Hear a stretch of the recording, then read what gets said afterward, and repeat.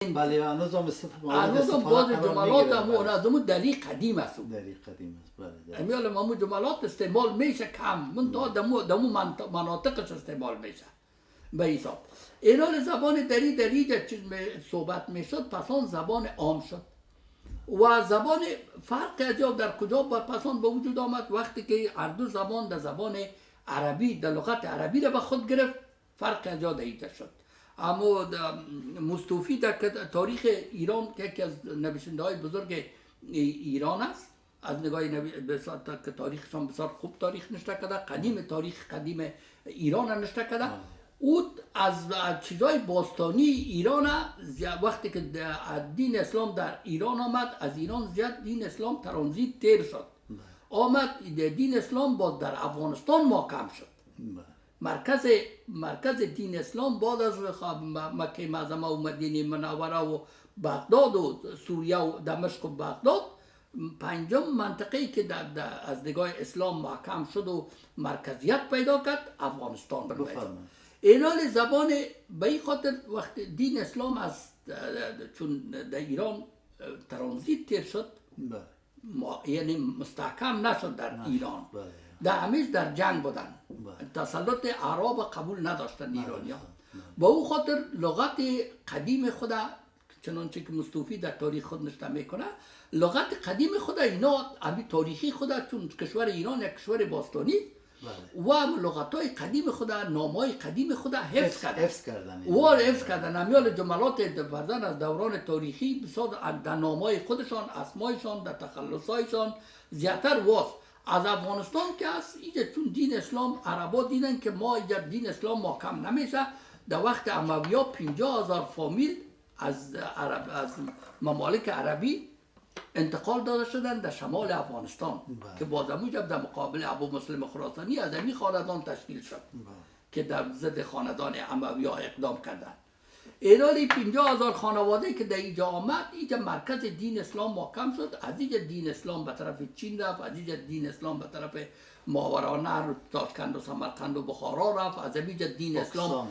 به طرف هندوستان آمد از اینجا تا اندونزیا و مالزیا و سنگاپور و به اون کشورها رفت یعنی مرکزیت در آسیا چون قلب آسیا افغانستان از اینجا انتشار پیدا کرد اگر بگوییم دین بودایا اینجا مرکزش آمد از اینجا به همه کشورها به چین و به دیگر کشورها انتشار پیدا کرد اینا اکثر اینجا به این خاطر امیالم که تحولاتی که زیاد در افغانستان می قدرت‌های بزرگ میخواهند در افغانستان یا حاکمیت داشته باشند چون مرکز آسیاست قلب آسیاست این از اینجا باز میتونن همه مرامای خودت اینا تطبیق کنن و همه چیز. اینال دین اسلام در افغانستان محکم شد مراودات اعراب با افغانا زیادتر شد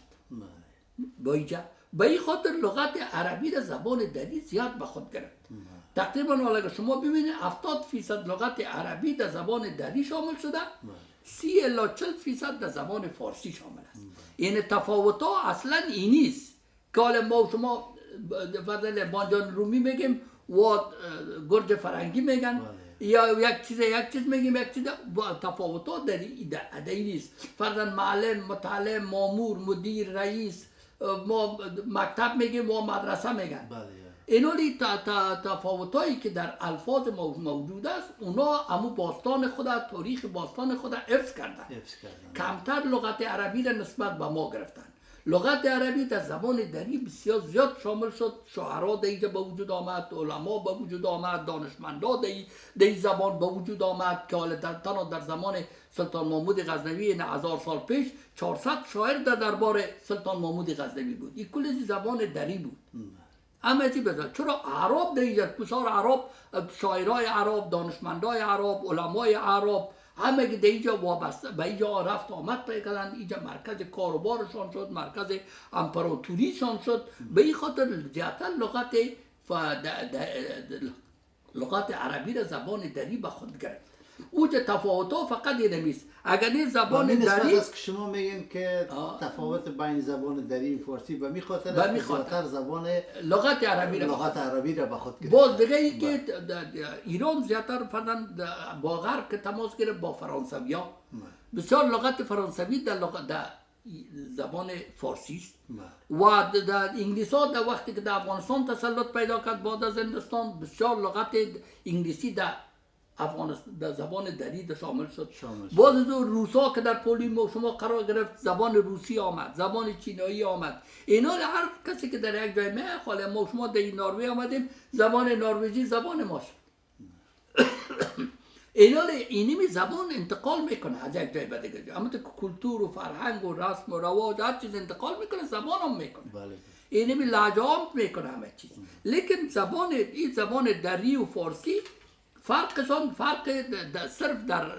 حساب به نظر من از نگاه لغت عربی است، نظر به استفاده است. استفاده اینال خاندانی که در زبان دری به وجود آمد بعد از خب تشکر جناب استاد.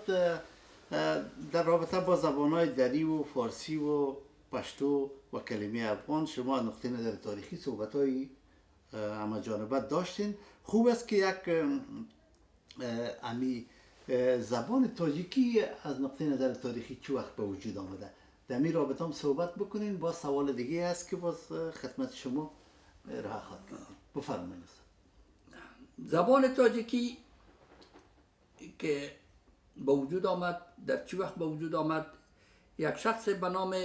قزغن، پیشتر یادآوری کردیم که سر موضوعات تاریخی یکی به دیگه سلسله داره نی حالا ما طور مثال آمدیم سر ازی که امو ساسانیای ایران با ترکا که وقتی که اتحاد کردن اینا آمدن خاندان یفتلی ها را در سال 566 میلادی پیش از به وجود آمدن دین اسلام اینا از بین بردن. او خاندان اینا بعد از او ترکا در افغانستان در سمت شمال افغانستان وقتی که با ساسانیای ایران مخالف شدن با انوشیروان عادل با او مخالف شدن سر رای ابریشم ما پیشتر یادآوری کردیم که تا سال در وقت در سال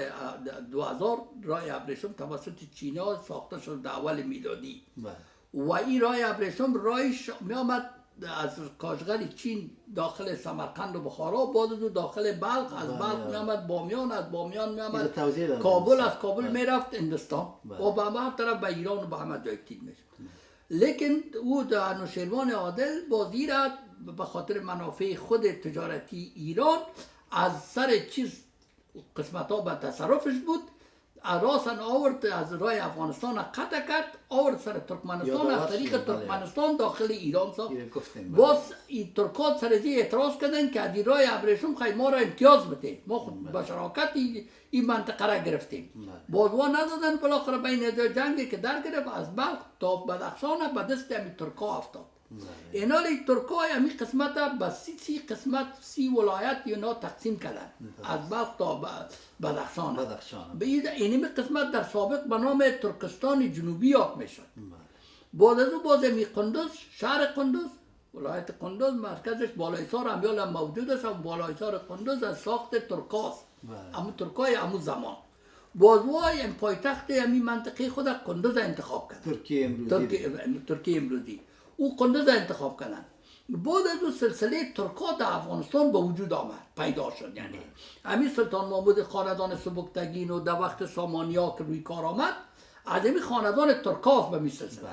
بعد از این در نیمی به می سلسله یک کسی به نام قزغن در سال 1320 یک شخص به نام قزغن نام داشت که بعدان این به نام قطغن مشهور شد. اصلا این مرکز تاجک قطغن است. چرا نام از آدم همین قطغن ای آدم تولد شد، دمیجا به قدرت رسید، همین ولایات کلجی تا سمرقند و بخارا را از بدخشان تا سمرقند و بخارا زیر اثر همین آدم بود، زیر اثر همین قزغن بود. این یک حکمران یا یک پادشاه بسیار قوی و مقتدر بود همین قزغن. یعنی منظورتان است که تاجیکی صحبت میکرد یا اینا صحبت این آدم وقتی که این آدم مشهور شد این بیخی قدر قدرت پیدا کردی قزغن که پسان به نام قطغن این منطقه مشهور است. ولی بعد از اون بودی آدم هر کس به نام تاج بخش هر کس که میخواست والی شو و وزیر شو و یک مقام پیدا کنه پیش از این می آمدن این تعیین میکرد، به نام تاج بخش مشهور شده بود. به نام تاج و این تاجبخت یادم به نام تاج، کلمه تاجک از اینجا به وجود آمده. به نام تاجبخت یادم مشهور شد و تا اینکه در تیمور لنگ، امیر تیمور وقتی که پدرش فوت کرد یا سمرقند آمد پیش امیر قزغن و این دید که تیمور بسیار جوان بسیار رسیده و جوان بسیار فعال و بسیار جدی و از نگاه نظامی بسیار برای این کار خوب است. وزیر قماندان امیر تیمور قماندان 1000 نفری خود منباشی قماندان 1000 نفری خود تعیین کرد تیمور. وقتی بازه که از خاندان شاه یک دختر برای امیر تیمور داد، امیر تیمور باز بسار امیر ایرمیت نفر امیر قزغن وقتی که وفات کرد اولادی زیر به نام تاجبخت مشهور شده بود. این اولادی زیر به نام تاجک نامگذاری کرده. تاجک مشهور شد که این در سال 1350 خانواده تاجک‌ها از سال در حقیقت از سال 1360 میلادی به بعد این کلمه تاجک به وجود آمد. کلمه تاجک مشهور شد و تاجک که عوض قزغن و قطغن و یا مردم میره تاجک یاد میکنن. این تاج بخش به نام بخششگر. چنانچه که حتی اعلیحضرت احمدشاه بابا را وقتی که در قندهار و لوی جرگه را دایر کرد 9 روز لوی جرگه دوام کرد، هیچ کس موفق نمیشدن کسی را تعیین کنند. باز حکمیت باز گفتن که ما دیگه همین تاج بخش حکمیت ما با تاج بخش میتیم. اما یک پیر اعلیحضرت احمدشاه بابا بود به نام صابرشاه کابلی تاجک بود. گفتن ما حکمیت برای تاجک میتیم، همین تاجک هر کسی که همین تعیین کنه. همین تاجک نام از همین خانواده به حساب به همین سلسله مانده. باز اون صابرشاه کابلی خیست و یک کوچه گندم گرفت و در